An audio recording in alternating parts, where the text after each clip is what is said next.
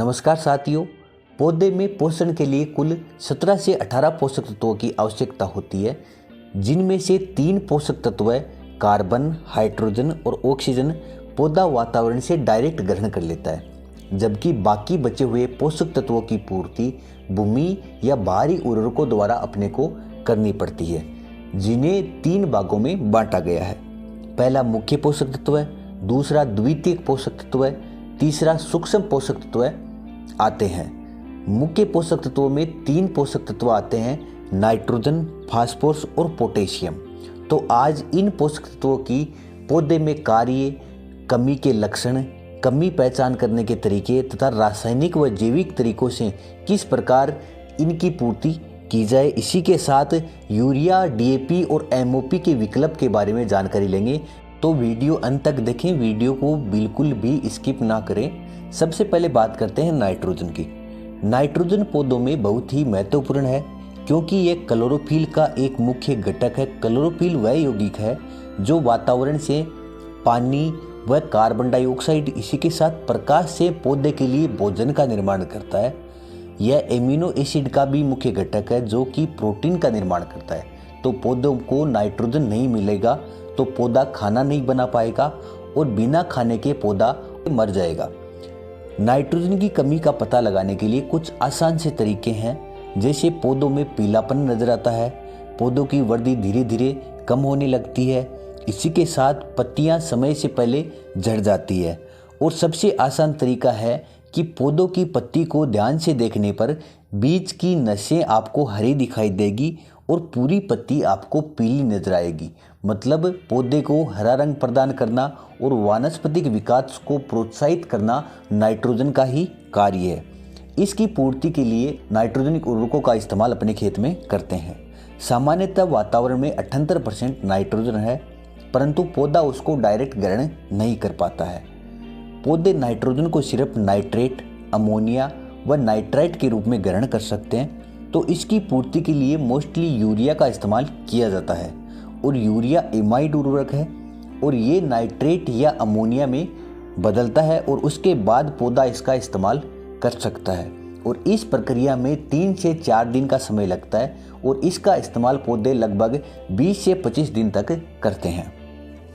परंतु भूमि में अधिक यूरिया इस्तेमाल से भूमि की पीएच बढ़ जाती है, जिससे भूमि की उत्पादकता धीरे धीरे कम होने लगती है। इसके विकल्प के रूप में किसान नैनो यूरिया का इस्तेमाल कर सकते हैं, जिसका प्रभाव सीधा पौधे की पत्तियों पर पड़ता है। पौधा उसको डायरेक्ट पत्तियों के माध्यम से ग्रहण करता है, मतलब इसका भूमि पर किसी प्रकार का कोई प्रभाव नहीं पड़ता है। ये इफ्को का एक प्रभावशाली उत्पाद है जो कि नैनो तकनीक पर आधारित है।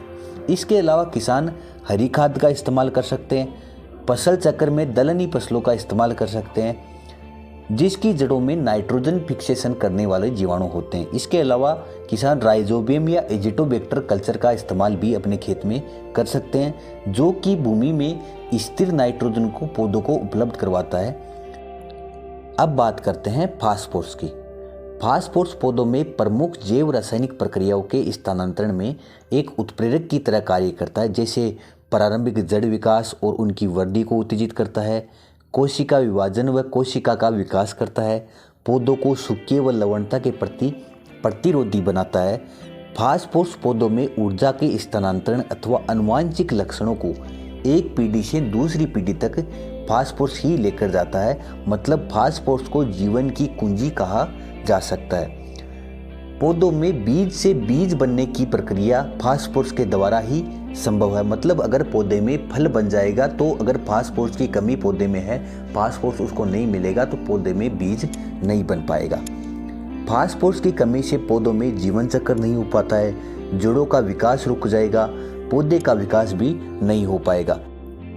इसकी कमी सामान्यतः पत्तियों को देखकर पहचानी जा सकती है।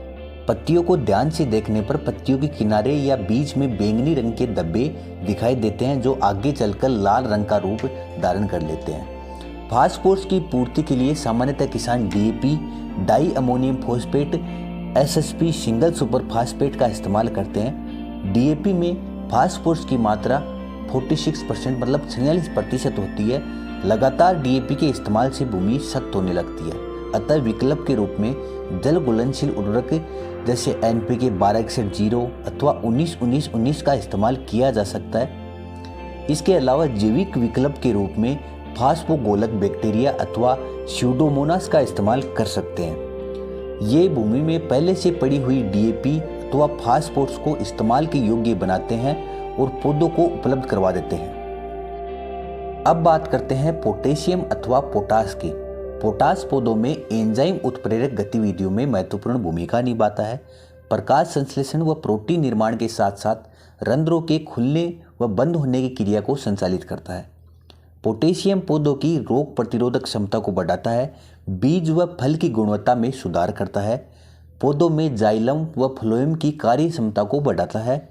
पोटेशियम की कमी से पौधे रोग के प्रति संवेदनशील हो जाएंगे, फल व बीज की गुणवत्ता खराब हो जाएगी। इसी के साथ पौधे में वाष्पोत्सर्जन की क्रिया धीरे हो जाएगी, पौधे की विकास दर धीरे धीरे घटने लगेगी। पोटेशियम की कमी के लक्षण पौधों की पत्तियों के ऊपर देखे जा सकते हैं। पत्तियों के किनारे झुलसे हुए दिखाई देते हैं। इसके अलावा पत्तियां V आकार में पीलापन शो करती है। पीलापन अपने को V आकार में पत्तियों पर दिखाई देता है।